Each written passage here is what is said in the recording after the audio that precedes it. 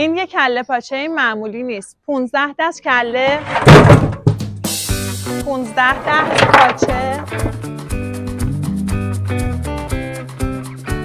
15 دست سیراب شیردون، 15 دستم دل و جیگرش،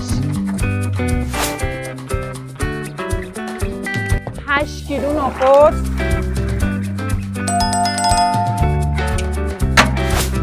10 کیلو هم پیاز. آب هم اضافه میکنیم که زیرش رو روشن کنیم.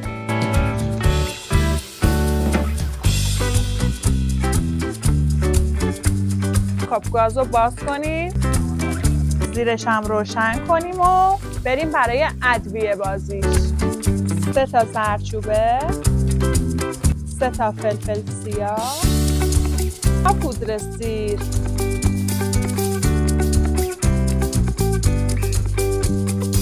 ظرفامون رو بشوریم تا آبمون جوش بیاد. ادویه ها رو بهش اضافه میکنیم.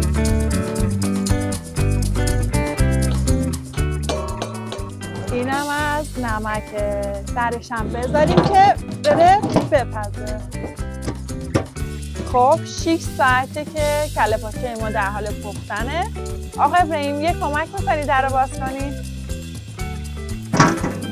مرسی.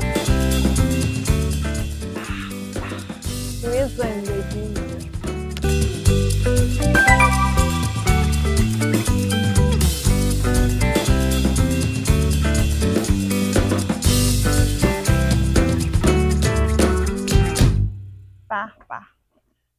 بره تا صبح بپزه که تا فردا که کلی باهاش کار داریم. خب کله پاچمون هم آماده شد. همینطور هم که دارید میبینید آماده خوردنه.